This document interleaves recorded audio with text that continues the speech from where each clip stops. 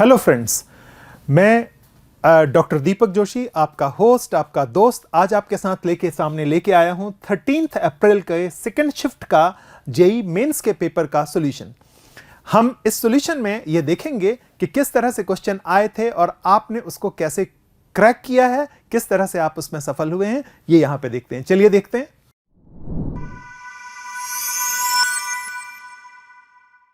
This, which of the following are greenhouse gases? Water vapor and ozone, I2 and molecular hydrogen. Iodine और molecular hydrogen ये green house gases नहीं हैं, मतलब water vapour और ozone green house gases हैं। तो green house gases में water vapour और ओजोन, आपके इन 4 ऑप्शंस में से 2 ऑप्शन सही हैं। So this will be the answer.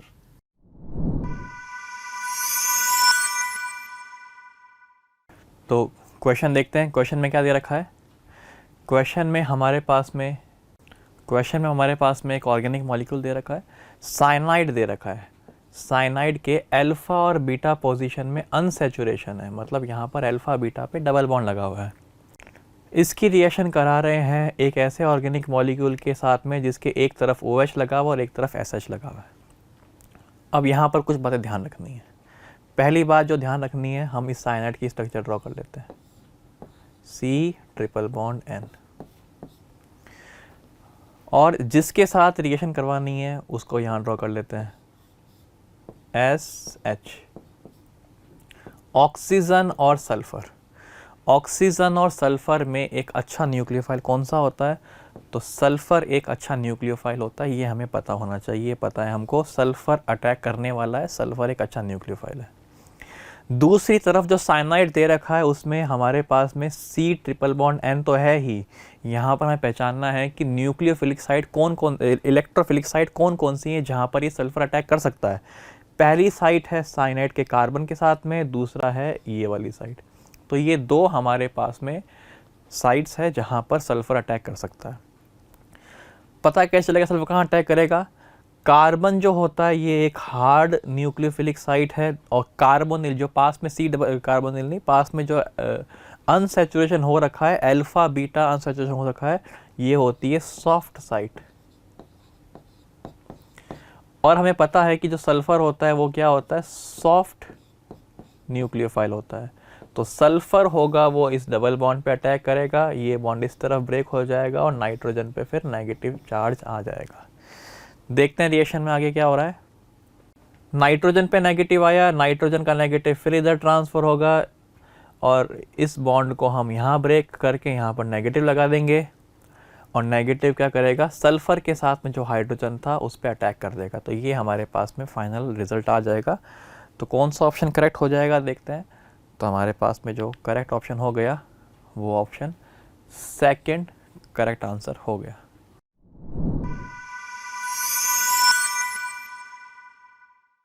In wet test of the detection of various cations by precipitation, barium 2+ cations are detected by obtaining precipitate of। Barium 5th group का member है और 5th group में carbonate form में precipitate होता है, ammonium carbonate डाला जाता है। तो barium carbonate will be the answer, so second part will be the correct answer.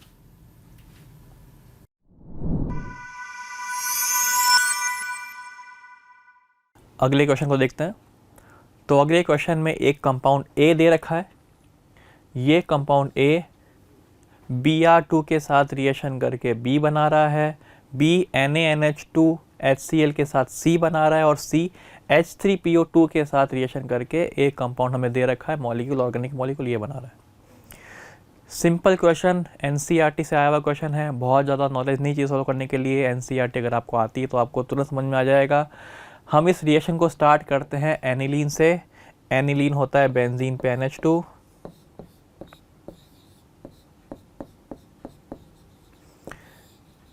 इसकी करेंगे ब्रोमीन से रिएक्शन, Br2 के साथ रिएक्शन। क्योंकि हमें पता है कि NH2 जो होता है वो एक रिंग एक्टिवेटिंग ग्रुप है, अगर वो बेंजीन पे अटैच्ड है तो बेंजीन की रिएक्टिविटी बढ़ जाएगी, और बेंजीन की सभी ऑर्थो और पैरा पर ब्रोमीन आकर के जुड़ जाएगा। तो एनिलीन, इसके सभी हमने ऑर्थो पे ब्रोमीन जोड़ दिया। इसके बाद रिएक्शन में क्या होगा देखते हैं आगे। तो रिएक्शन में अब जो रिएक्शन होगी नेक्स्ट NaNH2 के साथ में रिएक्शन NaNH2 NaNO2 HCl। तो ये भी एक नॉन रिएक्शन है, बिल्कुल सिंपल रिएक्शन है। अगर बेंजीन पे NH2 जुड़ रखा है और NaNO2 और HCl दे रखा है तो क्या होगा, बेंजीन पे N2Cl आ जाएगा। बेंजीन डाइएजोनियम क्लोराइड के फॉर्मेशन की रिएक्शन है ये। नेक्स्ट रिएक्शन में आगे दे रखा है H3PO2 H3PO2।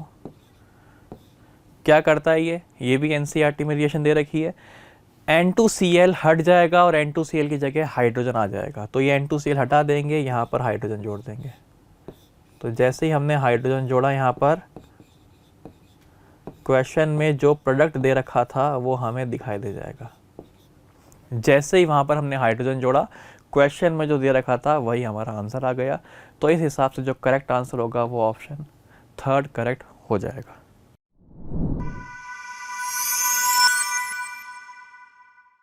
ये रीजन असर्शन पर बेस्ड क्वेश्चन है। असर्शन है isotopes of hydrogen have almost same chemical properties but different in their rate of reaction. Yes it is, ऐसा होता है। तो statement 1 is right. The isotopes of hydrogen have different enthalpy of bond dissociation। ऐसा होता है, इनकी different enthalpy होती है bond dissociation की, इसीलिए इनकी properties में ऐसा chemical properties इनकी almost same होती हैं इसकी वजह से, but different in their rate of reaction। क्योंकि bond dissociation energy different होती है इसलिए rate of reaction different होती है। So इसका आंसर हो जाएगा आपका third part. A and R both are correct, but it is the correct explanation of that। B is the correct explanation of A।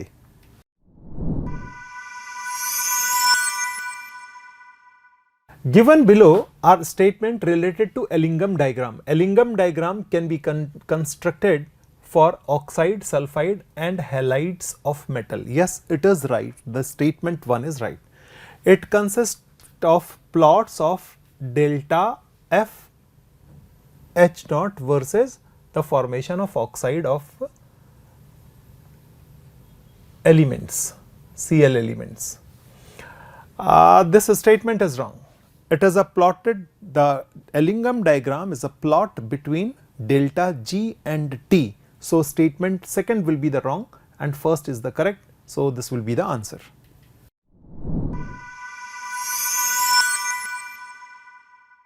Better method of preparation of BeF2 among the following is, so this will be the answer। ये पिछले बार भी आया था ये वाला सवाल और इस बार भी आ गया, ये एक ही क्वेश्चन 2 बार रिपीट हो गया फिर से। This is the correct answer.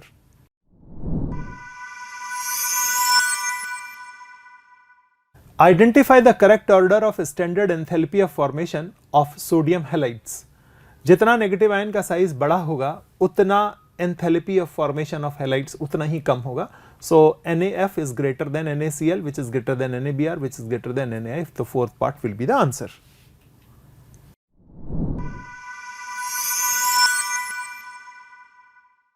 Which of the following complexes will exhibit maximum attraction to applied magnetic field? जितना number of unpaired electron किसी complex में ज्यादा होगा, आप ये समझिए कि जितना number of unpaired electrons ज्यादा होंगे उतना उसका पैरामैग्नेटिक बिहेवियर ज्यादा होगा, मैग्नेटिक फील्ड की तरफ अट्रैक्शन उसका उतना ज्यादा होगा। अब यहां पर देखिए, इसमें नंबर ऑफ अनपेयर्ड इलेक्ट्रॉन 0 हैं, इसमें नंबर ऑफ अनपेयर्ड इलेक्ट्रॉन 2 हैं और इस पे नंबर ऑफ अनपेयर्ड इलेक्ट्रॉन नहीं है और इस पे नंबर ऑफ अनपेयर्ड इलेक्ट्रॉन 3 हैं। तो जिसमें जितने ज्यादा नंबर ऑफ अनपेयर्ड इलेक्ट्रॉन होंगे उतना ज्यादा उसका पैरामैग्नेटिक बिहेवियर होगा। देखिए आप इसका सॉल्यूशन देखिए, इसमें देखिए जिंक के पास आप देख रहे हैं नंबर ऑफ अनपेयर्ड इलेक्ट्रॉन 0 है, कोबाल्ट 2+ में नंबर ऑफ अनपेयर्ड इलेक्ट्रॉन 3 है और आप देख रहे हैं COEN3 में नंबर ऑफ अनपेयर्ड इलेक्ट्रॉन 0 है और NiH2O6 इसमें 2 अनपेयर्ड इलेक्ट्रॉन है। तो सबसे ज्यादा नंबर ऑफ अनपेयर्ड इलेक्ट्रॉन आपके इसी में दिखाई दे रहे हैं, इसलिए यह सबसे ज्यादा मैग्नेटिक फील्ड की तरफ अट्रैक्टेड होगा, सबसे ज्यादा पैरामैग्नेटिक होगा।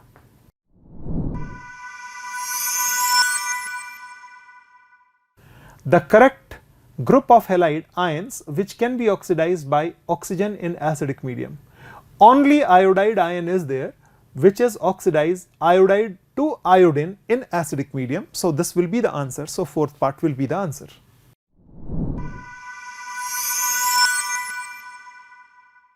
The total number of isomers for the complex CrOx twice and ClBr3 minus where OX is the oxalate ion.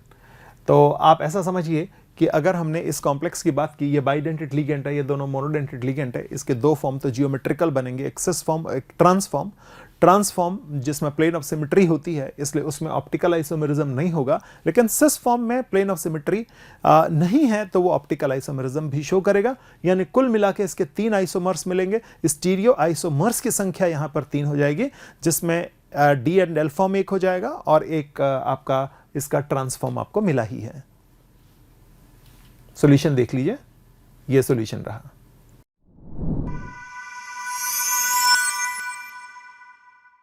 Next question देखते हैं। क्वेश्चन में दिया हुआ है organic molecule 1 bromopropane.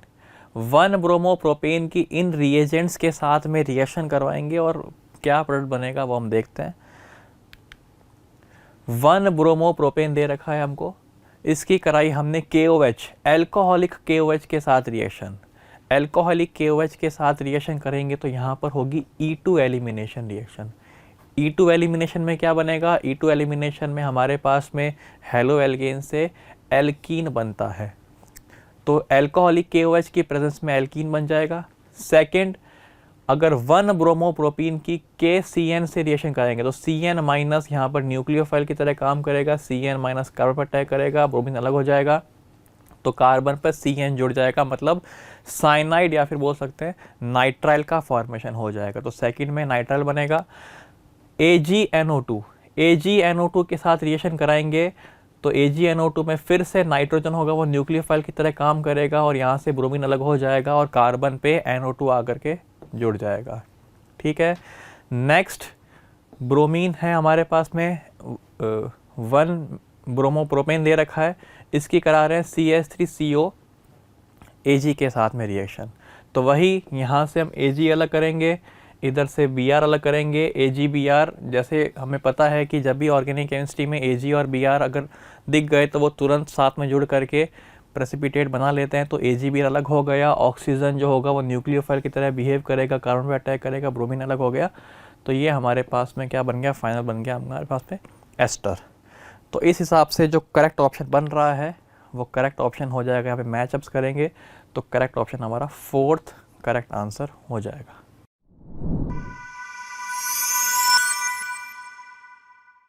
The covalency and oxidation state respectively for the boron and BF4 minus R। बहुत ही आसान question, शायद 8th 9th का कोई भी बच्चा इसको बता देता। सबसे आसान क्वेश्चन था मेरे अभी तक के जितने भी पेपर में जितने भी क्वेश्चन आए, सबसे इजी क्वेश्चन है। कितने बॉन्ड दिख रहे हैं उतनी कोवेलेंसी, 4 बॉन्ड दिख रहे हैं तो कोवेलेंसी 4 है, ऑक्सीडेशन स्टेट 3 है, so this will be the answer.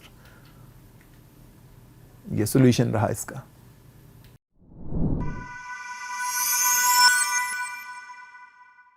हाँ, तो देखिए अपना जो नेक्स्ट क्वेश्चन है, ठीक है, फिजिकल केमिस्ट्री का। What happen when methane undergoes combustion in system A and B respectively. A and B system है, उसमें मेथेन का कंबशन अपन करवा रहे हैं, ठीक है। तो यहाँ पर एक्सोथर्मिक रिएक्शन होगी। कंबशन में क्या होगी? एक्सोथर्मिक, ठीक, क्योंकि CH4 O2 के साथ रिएक्शन करेगा, कन्वर्ट होगा CO2 प्लस 2H2O में। आप चाहो तो इसको आप बैलेंस भी कर सकते हैं। और यहाँ पर ये हो रही है एक्सोथर्मिक रिएक्शन, ठीक है। अब एक्सोथर्मिक रिएक्शन में आप देखेंगे, एक तो एडिएबेटिक सिस्टम। एडिएबेटिक सिस्टम में क्या है? सिस्टम एंड सराउंडिंग के बीच में एनर्जी ट्रांसफर नहीं हो सकती, ठीक है। एक है डाइथर्मिक कंटेनर। डाइथर्मिक कंटेनर में सिस्टम एंड सराउंडिंग के बीच में एनर्जी ट्रांसफर हो सकती है, यहाँ पर नहीं हो सकती एनर्जी ट्रांसफर। सिस्टम की एनर्जी सिस्टम के अंदर ही रहेगी, तो क्या होगा? उससे टेम्परेचर क्या हो जाएगा? इंक्रीज हो जाएगा, ठीक है। अब यहाँ पर सेकंड वाली डाइथर्मिक कंटेनर जो है, उसके अंदर क्या होगा कि जो सिस्टम की जो एनर्जी है वो कहाँ पे शिफ्ट हो जाएगी? ट्रांसफर हो जाएगी सराउंडिंग में। तो आप देखेंगे यहाँ पर टेम्परेचर क्या रहेगा? रिमेन्स कांस्टेंट रहेगा, तो टेम्परेचर रिमेन सेम। और टेम्परेचर फॉल्स यहाँ पर दे रखा है, टेम्परेचर फॉल्स, टेम्परेचर राइज, ठीक है ना। Temperature rise, temperature remain same, temperature rise, बिल्कुल सही बात है, टेम्परेचर रिमेन सेम, आपका आंसर डी आना चाहिए। ठीक है, अब इसका सॉल्यूशन भी आप देखेंगे। देखो, adiabatic boundary does not allow the heat exchange, thus heat generated in container cannot escape out. ठीक है ना, thereby increasing temperature, in case of diathermic container heat flow can occur in maintain the constant temperature. Heat flow कर सकती है system and surrounding के बीच में, तो temperature क्या रहेगा, कांस्टेंट रहेगा। किसमें, डाइथर्मिक वाल्व में। एडियाबेटिक में क्या रहेगा, टेम्परेचर क्या हो जाएगा, इंक्रीज हो जाएगा। आपने आंसर डी दिया होगा, थर्मोडायनेमिक्स का क्वेश्चन है ये। ठीक है ना, मतलब थर्मोकेमिस्ट्री में भी आप इसको डाल सकते हैं अलग से देखा जाए तो। ठीक है,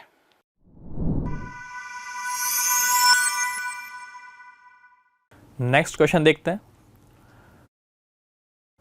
एमिनो एसिड्स, एमिनो एसिड से क्वेश्चन है। बोला है कि इनमें से कौन से एमिनो एसिड में केवल एक बेसिक फंक्शनल ग्रुप प्रेजेंट है। तो ये भी एक फैक्ट बेस्ड क्वेश्चन है। इसके लिए आपको इन सभी एमिनो एसिड्स की स्ट्रक्चर याद होनी चाहिए थी। तो इनकी जो स्ट्रक्चर है वो कुछ इस तरीके से है। पहला जो एमिनो एसिड है वो दे रखा है हिस्टिडीन। तो यहाँ पर हमें ये सेलेक्ट करना है वो एमिनो एसिड जिसमें केवल एक ही NH2 ग्रुप हो, केवल एक ही बेसिक ग्रुप हो। तो हिस्टिडीन में एक NH2 हमें दिख गया, ठीक बात है। इसके अलावा और कोई बेसिक साइट है क्या? बिल्कुल, ये नाइट्रोजन एक बेस की तरह काम करेगा। इसके ऊपर लोन पेयर है, और लोन पेयर कौन से हैं? इसके लोकेलाइज्ड लोन पेयर है, वो यहीं पे प्रेजेंट रहेंगे, वो डी लोकल पार्टिसिपेट नहीं कर रहे। मतलब ये जो नाइट्रोजन के लोन पेयर है ये बेसिक लोन पेयर है। तो यहाँ पर न्यूक्लियोफिलिक बेसिक साइट हमारे पास में एक से ज़्यादा हो गई। Second, lysine. लाइसिन की स्ट्रक्चर में साफ दिखाई दे रहा है हमको 2 NH2 ग्रुप है, और 2 NH2 ग्रुप की मतलब वजह से यहाँ पर भी एक से ज़्यादा बेसिक साइट आ गई। फोर्थ एग्जांपल में बात करें तो फोर्थ के अंदर भी हमारे पास में एक NH2 यहाँ पर है, और सेम इधर भी एक नाइट्रोजन के ऊपर लोन पेयर प्रेजेंट है जो कि स्ट्रॉन्ग बेस की तरह काम करेगा। तो यहाँ पर भी हमारे पास में एक से ज़्यादा बेसिक साइट हो गई। जब भी इस तरह की स्ट्रक्चर दे रखी होती है इसे बोलते हैं हम ग्वानिडीन फंक्शनल ग्रुप। तो ग्वानिडीन फंक्शनल ग्रुप काफ़ी अच्छा बेस होता है। तो यहाँ पर भी हमारे पास में एक से ज़्यादा बेसिक साइट प्रेजेंट है। जो थर्ड ऑप्शन दे रखा है, थर्ड ऑप्शन में देखेंगे हम, यहाँ पर एक NH2 दे रखा है और एक NH2 यहाँ भी दे रखा है, लेकिन ये जो नाइट्रोजन NH2 है ये कार्बोनिल से अटैच्ड NH2 है। तो ये बेस की तरह काम नहीं करने वाला। कैसा दे रखा है ये देखो, ये NH2 C double bond OR ये दे रखा है। तो ये जो NH2 ग्रुप है ये बेस की तरह काम नहीं करने वाला। एमाइड जो होता है वो बेस की तरह काम नहीं करेगा। क्यों नहीं करेगा? देखो, ये जो मॉलिक्यूल है बना कैसे होगा, ये बना होगा RC double bond OH plus NH3, इन दोनों की रिलेशन से बना होगा। तो ये हमारे पास में एसिड है, ठीक है, और ये हमारे पास में बेस है। तो एसिड और बेस की रिएक्शन से जो कंपाउंड बना होगा वो बेसिक नेचर का नहीं होने वाला है, क्योंकि दोनों ही हमारे पास में क्या है, वीक एसिड है और वीक बेस है। दोनों वीक नेचर के होने की वजह से जो एमाइड होगा उसमें जो NH2 ग्रुप है वो बेस की तरह बिहेव नहीं करेगा। तो इस हिसाब से जो हमारा ऑप्शन होगा, ऑप्शन हमारा 3, थर्ड ऑप्शन करेक्ट हो जाएगा। एस्पार्जिन हमारा करेक्ट आंसर हो गया।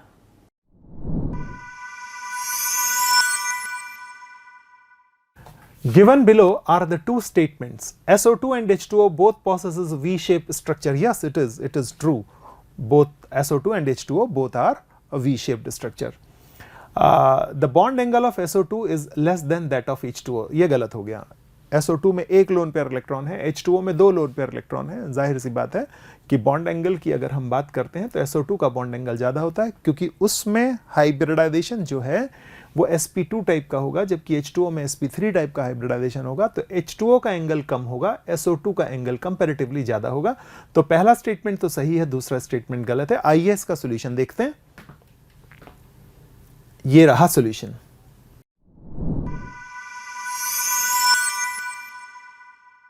आपके पास नेक्स्ट क्वेश्चन है, given below are two statement, one is label as assertion and other is labeled as reason R। आपको असर्शन जो ए आपको गिवन है, diameter of colloidal particle in solution should not be much smaller than wavelength of light to show Tyndall effect. बिल्कुल correct बात है। Tyndall effect show करने के लिए दो कंडीशन है। कंडीशन नंबर 1, ठीक है, जो डायमीटर ऑफ कोलाइडल पार्टिकल है, वो जो कोलाइडल पार्टिकल है उसका जो डायमीटर है वो लाइट जो है, लाइट की जो वेवलेंथ है उसके नियरेस्ट होनी चाहिए, उसके रेंज में होनी चाहिए, उसके अप्रोक्स होनी चाहिए, तब आपके पास टिंडल इफेक्ट होने का चांस क्या रहता है, मैक्सिमम। सेकंड पॉइंट ये होता है कि डिस्पर्स फेज और डिस्पर्जन मीडियम दोनों ही के केस में रिफ्लेक्टिव इंडेक्स में डिफरेंस क्या होना चाहिए, ज़्यादा होना चाहिए, ठीक है। तो ये वाला तो करेक्ट लग रहा है अपन को। आगे देखें, the light scattered in all direction when the size of particle large enough. बिल्कुल सही बात है। जब मोर देन सफिशिएंट यदि उनकी रेडियस होगा, साइज होगी, तो सभी डायरेक्शन में क्या होगा, स्केटरिंग होगी लाइट की। इसी वजह से तो टिंडल कोन बनता है, ठीक है ना, टिंडल कोन का फॉर्मेशन होता है। तो यहाँ पर ए एंड बी करेक्ट है और इसका करेक्ट एक्सप्लेनेशन है, तो आपका A and R correct, R is correct explanation of A. Answer आपका जाना चाहिए 3। आप देखें इसका सॉल्यूशन, ठीक है ना। टिंडल इफेक्ट ऑब्जर्व क्या है, देखो Tyndall effect is observe when only when the following two conditions satisfy: diameter of dispersed particle is not much smaller than the wavelength of light used, refractive index of dispersed phase in dispersion medium differ greatly in magnitude। Clear है। तो आपका answer क्या गया होगा यहाँ पर 3। A correct है, are भी करेक्ट है, और जो आर है वो ए का करेक्ट एक्सप्लेनेशन है। क्लियर है। सरफेस केमिस्ट्री का क्वेश्चन है, ठीक है ना। प्रॉपर्टीज ऑफ कोलाइडल सॉल्यूशन है, वहां से क्वेश्चन बना है, ठीक, और मॉडरेट क्वेश्चन है, ठीक है। डेफिनेटली आपने सही किया होगा।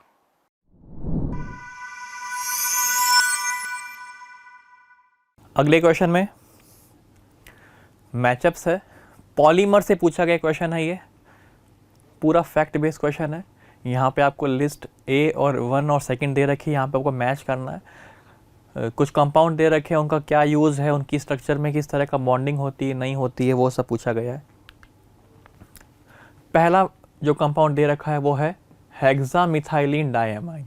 जब भी हम हेक्सामिथाइलिन डाइअमाइन की एडिपिक एसिड से रिएक्शन कराएंगे तो हमें नायलॉन 66 मिलेगा। एनसीईआरटी में ये कई बार लिख रखी है, 2-3 जगह ये रिएक्शन लिखी हुई है। ये बहुत ही बेसिक रिएक्शन है, इसमें कुछ ऐसा नहीं है।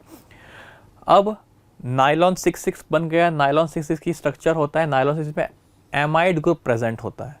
तो एमाइड ग्रुप प्रेजेंट होने की वजह से एच बॉन्डिंग उसमें रहेगी। तो एडिपिक एसिड और हेक्सामिथाइलिन डाइअमाइन की रिएक्शन से नायलॉन 66 बनेगा, जो कि एच बॉन्डिंग उसमें प्रेजेंट होगी।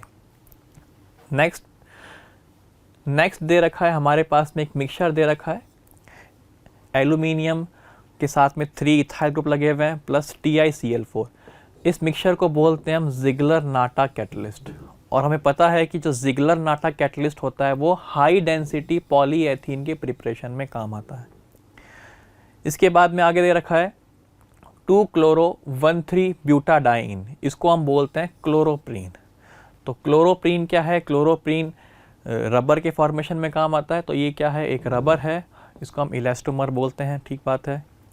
नेक्स्ट फिनॉल और फॉर्मेल्डिहाइड। फिनॉल और फॉर्मेल्डिहाइड की रिएक्शन से हमारे पास में पॉलीमर जो बनते हैं वो होते हैं नोवोलक हो सकता है और बेकेलाइट हो सकता है।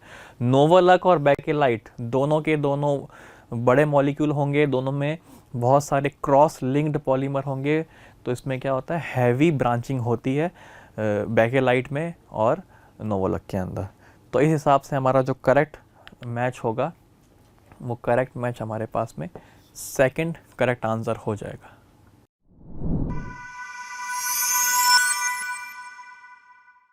नेक्स्ट क्वेश्चन, स्टेटमेंट दे रखे हैं 2, स्टेटमेंट 1, स्टेटमेंट 2।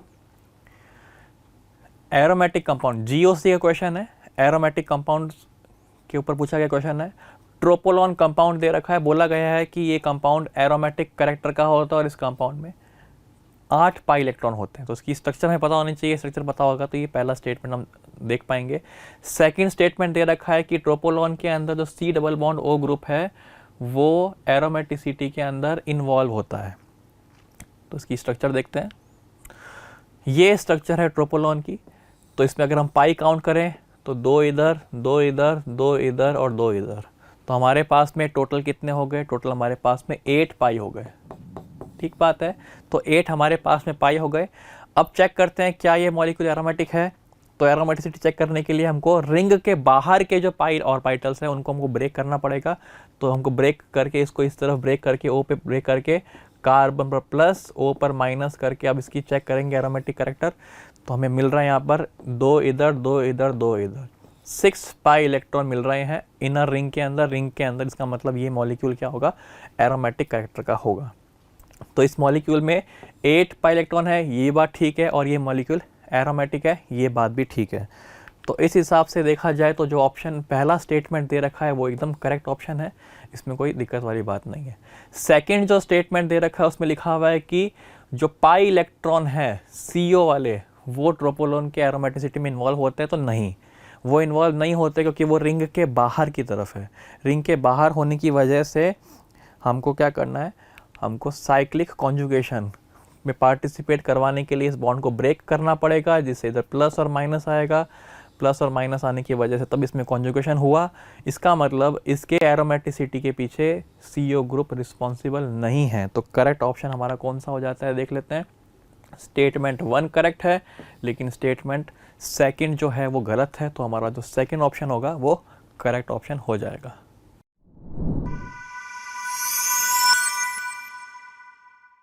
अगला क्वेश्चन देखते हैं। तो ये क्वेश्चन में 2 स्टेटमेंट दे रखे हैं A और R। ठीक, GOC का क्वेश्चन है ये, एसिडिक स्ट्रेंथ का क्वेश्चन है, एसिडिक नेचर का क्वेश्चन है ये। तो हमें यहाँ पे 3 कंपाउंड दे रखे हैं A, B और C। इनको अरेंज करना है एसिडिक स्ट्रेंथ के ऑर्डर में। तो देखते हैं A में क्या है। A एक अल्कोहल है, B भी अल्कोहल है, C भी अल्कोहल है, तो तीनों अल्कोहल है। यहाँ पर जो रिंग दे रखी है वो बेंजीन रिंग नहीं है, तो आपको फिनॉल से इसको रिलेट नहीं करना है, कंफ्यूज नहीं होना है कि ये फिनॉल है क्या है, ये अल्कोहल है। इस अल्कोहल के यहाँ पर क्लोरीन अटैच्ड है, 1 और 2, सेकेंड नंबर कार्बन पे क्लोरीन अटैच्ड है। B वाले में 1 2 3 4, फोर्थ वाले कार्बन पर फ्लोरीन अटैच्ड है। और C वाले में 1 2 3, थर्ड वाले कार्बन पर एक मिथाइल ग्रुप अटैच्ड है। अब इन सभी के इफेक्ट लिख लेते हैं।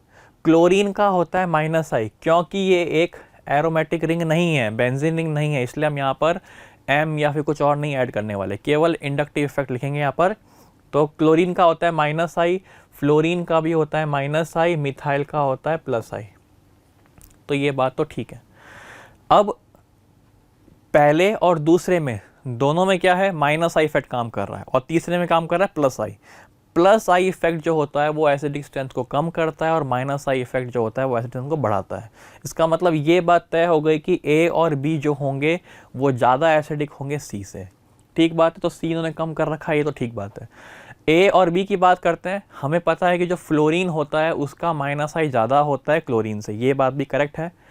लेकिन जो क्लोरीन है वो सेकंड नंबर कार्बन पर है, और फ्लोरीन है वो बहुत दूर है, 4th नंबर कार्बन पर है।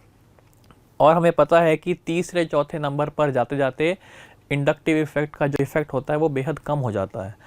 तो यहाँ पर डिस्टेंस की वजह से क्लोरीन और फ्लोरीन जहाँ पर जिस कार्बन पर जुड़ रखे हैं वहाँ पे डिस्टेंस की वजह से जो A होगा वो ज़्यादा एसिडिक हो जाएगा B से। तो इस हिसाब से देखने पर हमारा जो ये ऑर्डर दिया हुआ है स्टेटमेंट के अंदर, ये बिल्कुल करेक्ट है। इसका रीज़न क्या दे रखा है? रीज़न दिया हुआ है कि फ्लोरीन होता है वो एक स्ट्रॉन्ग इलेक्ट्रॉन विड्रॉइंग ग्रुप होता है क्लोरीन से। तो ये रीज़न तो करेक्ट है, रीज़न भी ठीक बात है, लेकिन क्या रीज़न इसको एक्सप्लेन कर पा रहा है? तो नहीं। कारण ये है कि अगर हम केवल इस रीज़न पे जाते तो जो B होता वो ज़्यादा एसिडिक हो जाता A से। तो यहाँ पर डिस्टेंस की वजह से जो A है वो ज़्यादा एसिडिक है B से। तो रीज़न तो ठीक लिखा है, लेकिन उसका जो एक्सप्लेनेशन है वो सही नहीं है। तो A और B दोनों करेक्ट है, लेकिन रीज़न सही नहीं है। तो ऑप्शन जो थर्ड होगा वो हमारा सही आंसर हो जाएगा।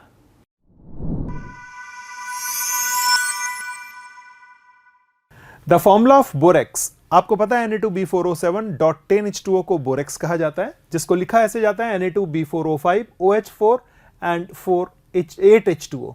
तो यह हो जाएगा Na2B4O5 OH4 8H2O। तो आपको X और Y और Z को ऐड करना था। आइए देखते हैं सॉल्यूशन इसका। ये रहा 17 आंसर।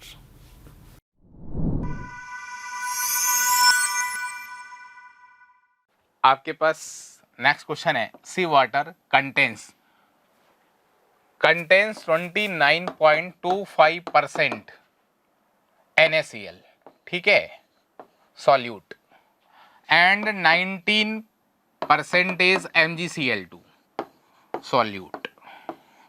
सॉल्यूट है, ये किस में प्रेजेंट है, पर 100 ग्राम ऑफ सॉल्यूशन। क्लियर है? सॉल्यूशन का मास कितना है, 100 ग्राम, उसमें सॉल्यूट कितना है, टोटल यहां से अपन यहां पे काउंट कर लेंगे। ठीक है, आपको कैलकुलेट क्या करना है, आपको कैलकुलेट करना है normal boiling point of sea water, ठीक है ना। बॉइलिंग पॉइंट ऑफ सॉल्यूशन आपको कैलकुलेट करना है।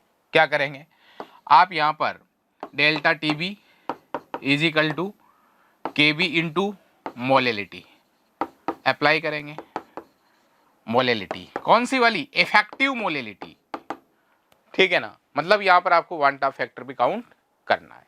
ठीक है, अच्छा मोलेलिटी के लिए आपको क्या है, सॉल्वेंट की रिक्वायरमेंट होगी, तो आपके पास क्या है 100 ग्राम क्या है सॉल्यूशन है, उसमें से आप सॉल्वेंट निकालने के लिए आप क्या करेंगे, दोनों सॉल्यूट को माइनस कर दो। NaCl कितना है 29.25 और MgCl2 कितना है 19, आप इसको माइनस करके आप क्या निकाल सकते हैं, सॉल्वेंट निकाल सकते हैं। आप देखो सॉल्यूशन बड़ा आसान है, ये वाला फॉर्मूला अप्लाई कर देंगे। I कितना आएगा इसके लिए, NaCl के लिए I की वैल्यू आ जाएगी 2। क्यों, क्योंकि NaCl Na plus and Cl minus में डिसोसिएट होगा। MgCl2 के लिए I की वैल्यू कितनी आ जाएगी, I इक्वल्स टू हो जाएगा इसके लिए 3। वैल्यू पुट कर देंगे, देखें कैसे। अमाउंट ऑफ सॉल्वेंट, सॉल्यूशन का कितना है 100 ग्राम है, उसमें से आपने NaCl एंड MgCl2 को माइनस किया तो आपके पास रिमेनिंग अमाउंट ऑफ सॉल्वेंट जो आपके पास मिला वो 51.75 ग्राम मिला। Are you getting my point?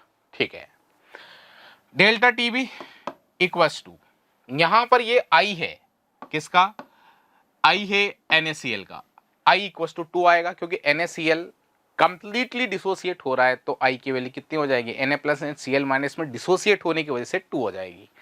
Clear है? ठीक, ये NaCl का मास है। अब NaCl के मोल्स निकालने हैं तो given mass upon molar mass होगा कि नहीं होगा, this is given mass upon molar mass. ये I की वैल्यू है और ये मोल्स है, यदि अपन देखा जाए ये क्या है, टोटल मोल्स है। मास ऑफ सॉल्वेंट कितना मिला 51.75, आपको ये ग्राम में मिल रहा है, किलोग्राम में कन्वर्ट करने के लिए 1000 से डिवाइड करना पड़ेगा, 1000 ऊपर चला गया।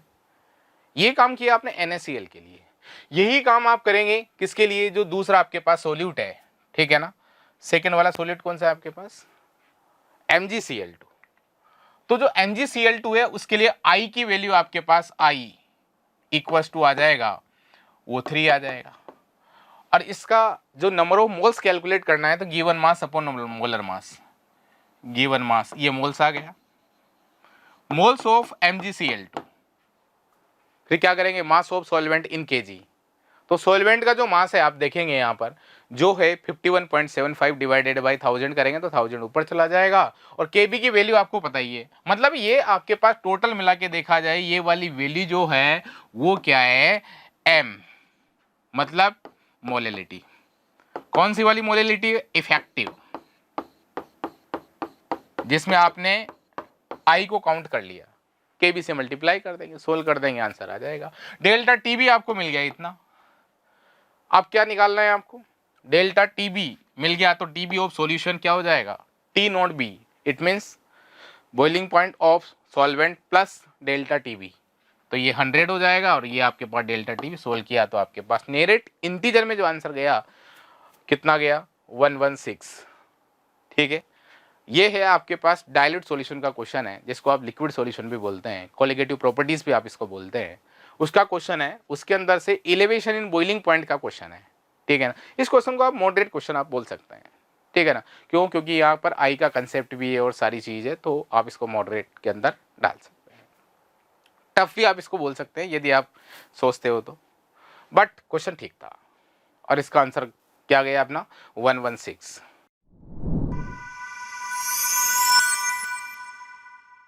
नेक्स्ट क्वेश्चन है अपने पास जो स्क्रीन पे है, 20 ml of 1 m NaOH is added to 50 ml of 1 m acetic acid solution, the pH of resulting solution आपको बताना है, ठीक है ना। pKa की वैल्यू गिवन है, log 2 की वैल्यू, log 3 की वैल्यू आपको गिवन है। pKa किसका? जो वीक एसिड है उसका pKa आपको गिवन है।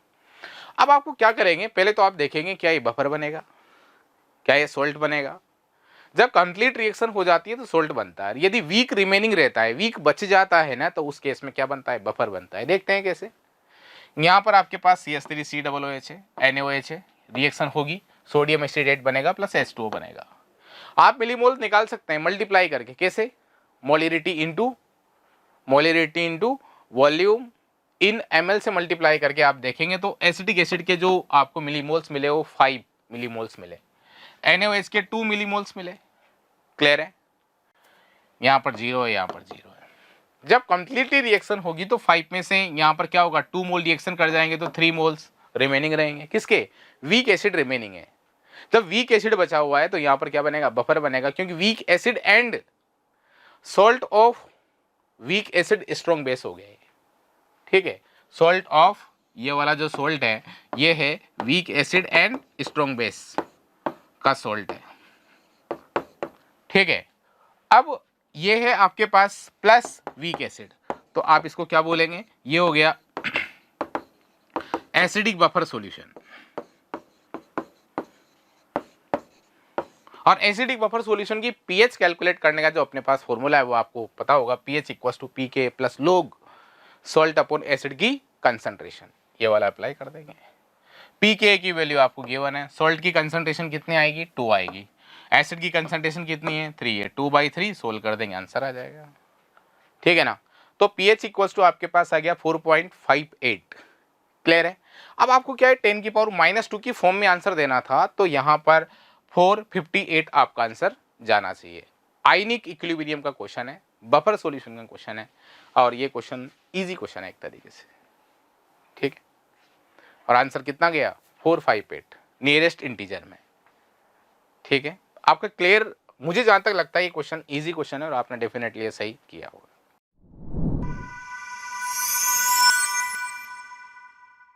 नेक्स्ट क्वेश्चन है जो आपकी स्क्रीन पे है, 8298 kelvin standard reduction potential of Cu+2 से Cu में जो रिडक्शन हो रहा है उसके लिए आपको गिवन है 0.034 volt.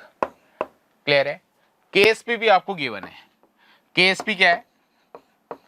KSP of CuOH2 equals to 1 × 10⁻⁻20। Reduction potential 8 pH14। pH14 पर आपको क्या निकालना है? रिडक्शन पोटेंशियल की वैल्यू कैलकुलेट करनी है। इस कपल के लिए रिडक्शन पोटेंशियल की वैल्यू कैलकुलेट करनी है। तो आपको ये बात पता लगी होगी कि हम नन्स इक्वेशन नन्स इक्वेशन का यूज आप यहां पर करने वाले हो। ठीक है, मतलब E equals to E nought minus क्या पुट करना है? 0.059 डिवाइडेड बाय n। ठीक है ना, log K। ये वाला फॉर्मूला हम अप्लाई करेंगे। पहले अपन क्या करेंगे, यहां पर आप देखेंगे Cu+2 की कंसंट्रेशन निकालनी पड़ेगी। Cu+2 की कंसंट्रेशन निकालने के लिए आपको KSP आपको गिवन है, कितना? ये गिवन है। तो KSP क्या होगा? Cu+2 की कंसंट्रेशन की पावर 1 और OH माइनस की जो कंसंट्रेशन है उसकी पावर कितनी आएगी? 2 आएगी।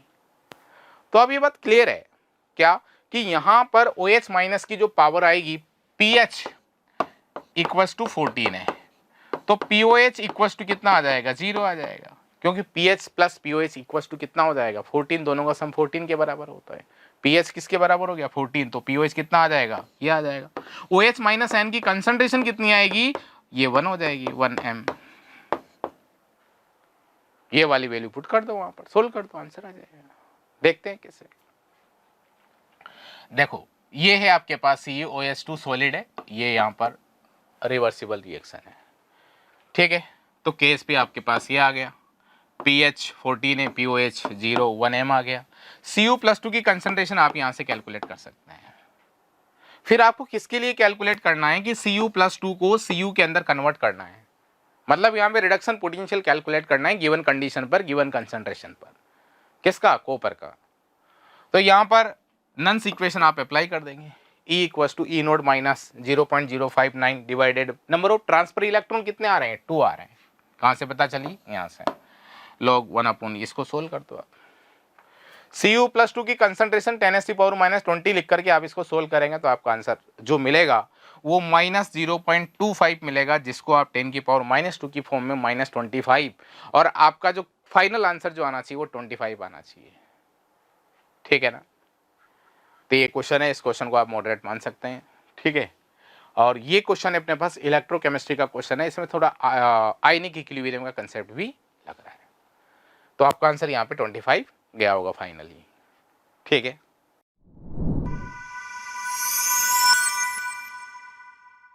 नेक्स्ट क्वेश्चन है, sodium metal crystallise in body centred lattice unit cell, edge length आपको गिवन है, रेडियस ऑफ सोडियम एटम आपको बताना है। तो क्या करोगे? रेडियस ऑफ सोडियम एटम बताना है तो R = √3a/4 लगा दो। R = √3a, a की वैल्यू कितनी गिवन है? 4 गिवन है ना? हाँ 4 एंगस्ट्रॉम डिवाइडेड बाय 4, तो √3 एंगस्ट्रॉम, जिसको आप क्या लिख सकते हैं? 1.732, और आपको देना है 10⁻⁻1 नियरेस्ट इंटीजर, तो 17.32 नियरेस्ट इंटीजर में क्या जाना चाहिए? 17 जाना चाहिए। भाई BCC है ना, उसमें जो रेडियस ऑफ एटम जो निकल के आती है वो आपको पता होना चाहिए, सॉलिड स्टेट के अंदर होता है कि R = √3a/4 होता है। ठीक है ना? देखो मैं आपको डायग्राम बनाता हूँ, ऐसे होता है, ये है,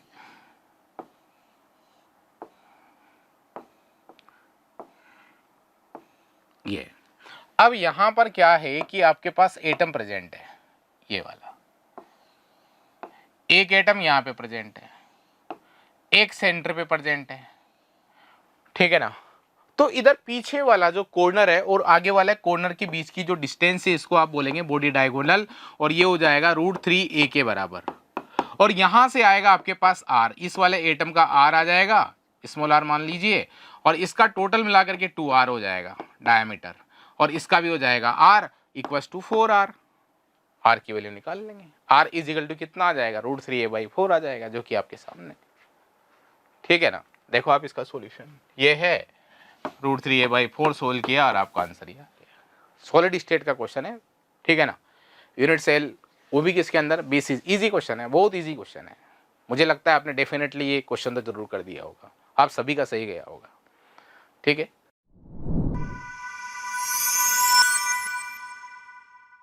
नेक्स्ट क्वेश्चन है, A गैस है 2B एंड C के अंदर जा रहा है, फर्स्ट ऑर्डर रिएक्शन है ये, फर्स्ट ऑर्डर रिएक्शन। ध्यान रखिएगा, फर्स्ट ऑर्डर रिएक्शन का जो हाफ लाइफ पीरियड वो कंसंट्रेशन में डिपेंड नहीं करता। हाफ लाइफ पीरियड क्या होता है? वो क्या होता है? कांस्टेंट होता है। The initial pressure of system was found to be 800 mm of Hg which increased to 1600 mm of Hg after 10 minute। It means 10 minute के बाद में 800 से कितना हो गया? 1600 हो गया। ठीक है ना? The total pressure of the system after 30 minute will be mm में आपको बताना है, mm of Hg में आपको आंसर देना है। तो क्या करें? देखो A + 2B + C, क्लियर है? अब क्या करें? T = 0 पर, T = 0 पर जो आपको प्रेशर गिवन है वो कितना है? 800 है, mm of Hg। ये 0 है, 0 है। ठीक है, क्योंकि हम यहाँ पे प्रोडक्ट के बारे में आपको कुछ इंफॉर्मेशन नहीं है इनिशियली में, तो आप इसको 0 मानेंगे। T = 10 मिनट पर क्या होगा? 800 में से X रिएक्शन करेगा, ये 2X बनेगा, ये बनेगा आपके पास X बन जाएगा। ठीक है, तो टोटल प्रेशर कितना आ गया? टोटल प्रेशर 10 मिनट पर कितना प्रेशर आ गया बताओ? तो यहां पर क्या करेंगे? 800 - X + 2X + X = आपके पास आ गया 1600। x इक्वल टू आप सोल्व करेंगे तो 400। इट मीन्स क्या हो गया कि यहां पर t इक्वल टू 10 मिनट पर यहां पर इस वाली कंडीशन में कि यहां पर 800 में से 400 रिएक्शन कर चुका है। इट मीन्स ये HLP मिल चुका है। HLP जो T1/2 हो गया वो 10 मिनट हो गया। क्लियर है? क्यों? क्योंकि हाफ ऑफ रिएक्टेंट किस में कन्वर्ट हो चुके हैं? प्रोडक्ट में कन्वर्ट हो चुके हैं। पहले प्रेशर था कितना? 800, अब कितना हो गया? 400।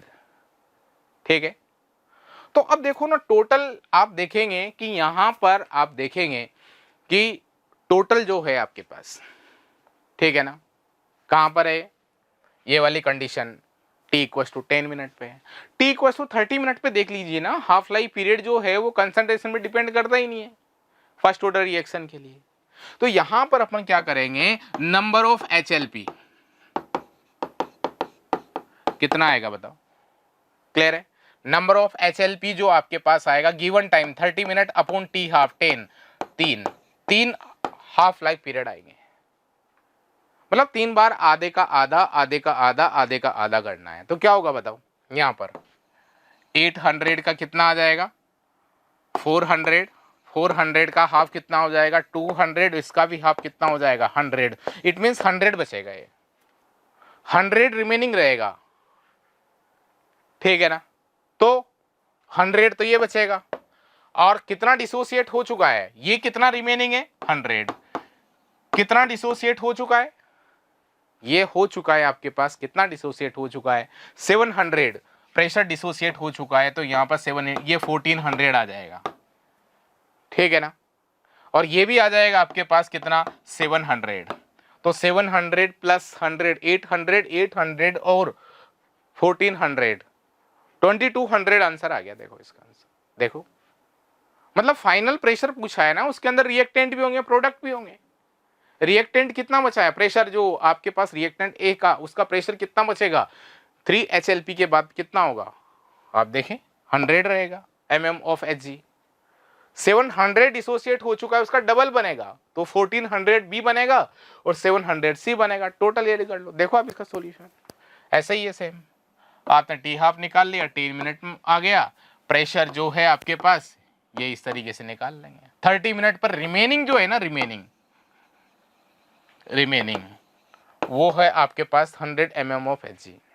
30 मिनट पे इनिशियल में ये था, 30 मिनट पर ये है, ये 1400, ये 700, सबको ऐड कर देंगे।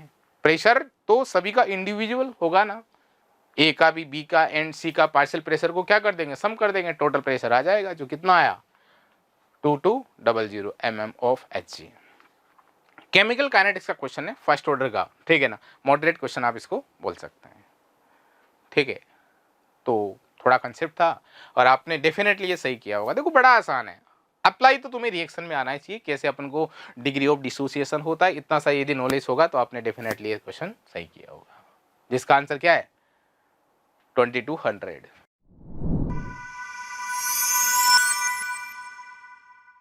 नेक्स्ट क्वेश्चन है स्क्रीन पे। 1 gram of carbonate on treatment with axis HCl produce 0.01 mole of CO2, molar mass of M2CO3। M2CO3 का मोलर मास ग्राम पर मोल के अंदर कैलकुलेट करना है। तो क्या करेंगे भाई, यहां पर M2CO3 है, ठीक है ना, उसके एक्सिस HCl के साथ रिएक्शन कराई तो CO2 बना। तो जो भी कार्बन था इसके अंदर, वो कार्बन किस में गया है? CO2 में गया है। तो POC लगा देंगे उन कार्बन एटम पर, मास निकाल सकते हैं। तो लगाओ, देखते हैं POC on carbon atom. Carbon atom पर POC कैसे लगाएं? Number of moles of M2CO3 multiply by number of carbon atom in M2CO3 is equal to 1। तो यहां पर नंबर ऑफ कार्बन एटम कितना है? 1 है, और इसका 1 ग्राम है। 1 upon molecular weight is equal to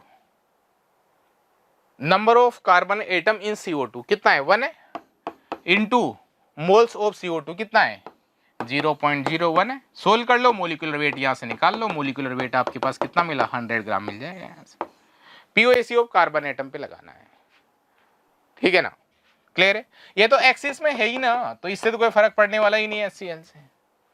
आपको पीओईसी लगाना था, देखो आप इसका सॉल्यूशन। M2CO3 1 ग्राम है, Xc से 0.0, इसके लिए कंडीशन अपन को दे ही रखी है।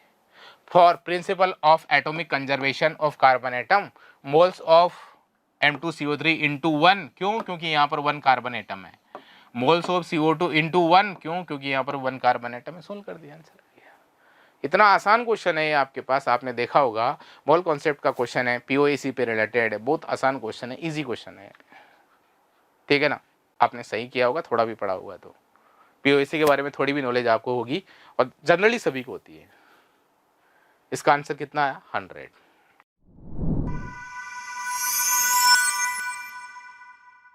नेक्स्ट क्वेश्चन है 0.4 gram of unorganic compound X gave 0.400 और ग्राम OC gave 0.3676 gram AgBr। Carious method for estimation of bromine, percentage of bromine in the compound। Bromine का परसेंटेज आपको कैलकुलेट करना है। क्यों ना ब्रोमीन का मास कैलकुलेट कर लिया जाए, टोटल मास से डिवाइड कर दिया जाए ऑर्गेनिक कंपाउंड का मास, और 100 से मल्टीप्लाई कर दिया जाए, तो आपके पास जो कंपाउंड है उसके अंदर ब्रोमीन की परसेंटेज आपको पता चल जाएगी। तो क्या करें, ये AgBr बन रहा है ना, तो मोल्स ऑफ AgBr निकालो। Moles of AgBr given mass कितना है? 3.76 डिवाइडेड बाय Ag का कितना होता है? 108, Br का कितना होता है? 188। मोल्स ऑफ Br भी उतने ही होंगे, क्यों? क्योंकि AgBr के अंदर Br कितना है? 1 है, ठीक है ना। मोल्स ऑफ Br जो होंगे वो भी उतने ही होंगे, कितने? 0.37,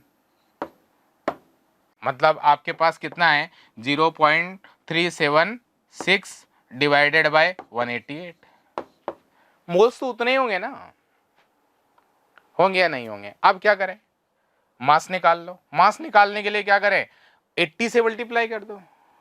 अब मास परसेंटेज ऑफ बेंजीन निकालना है, मास परसेंटेज ऑफ Br निकालना है, तो 0.376 divided by 188 into 100 into 80 divided by कितना मास गिवन है? 0.4 मल्टीप्लाई बाय 100 कर देना, सोल्व कर देना, आंसर आ जाएगा।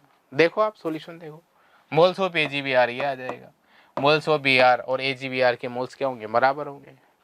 मास ऑफ Br निकालने के लिए मोलिकुलर वेट से मल्टीप्लाई कर दिया। क्या करेंगे अब? आपको परसेंटेज ऑफ Br निकालनी है, तो टोटल मास से डिवाइड करके 100 से मल्टीप्लाई कर दो, आंसर 40% आ जाएगा। बड़ा आसान सा क्वेश्चन है, मोल कॉन्सेप्ट का क्वेश्चन है, इसको आप रेडॉक्स में भी डाल सकते हैं, और ये क्वेश्चन का आंसर आपके पास 40 आया होगा। बहुत आसान क्वेश्चन है, ठीक है ना, इजी क्वेश्चन है, मोल कॉन्सेप्ट का है। डेफिनेटली आपने सही किया होगा, थोड़ा भी आपने पढ़ा होगा।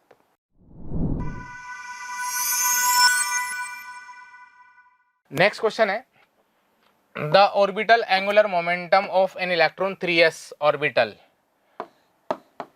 ऑर्बिटल कौन सा बात कर रहा है ये? ऑर्बिटल एंगुलर मोमेंटम, बात समझ रहे हो? ऑर्बिटल एंगुलर मोमेंटम ये होता है L + 1 H अपॉन 2 पाई। किसके लिए बात कर रहा है ये? 3s के लिए L इक्वल टू कितना आएगा? 0 आएगा। 0 पुट करके देखें, यहाँ पर 0 रखा आपने यहाँ पर, तो सारी की सारी वैल्यू क्या हो जाएगी? 0। आंसर क्या आना चाहिए? 0। देखो सॉल्यूशन। ऑर्बिटल एंगुलर मोमेंटम का फॉर्मूला ये है, वैल्यू फॉर S के लिए L इक्वल टू क्या होगा? 0। तो ऑर्बिटल एंगुलर मोमेंटम भी क्या मिलेगा? 0। एटॉमिक स्ट्रक्चर का क्वेश्चन है, इजी क्वेश्चन है, पहले भी आया हुआ है, पता है क्वेश्चन 3 से 4 बार रिपीट हो चुका है। आपने PYQs करे होंगे तो डेफिनेटली आपने ये क्वेश्चन सही किया होगा।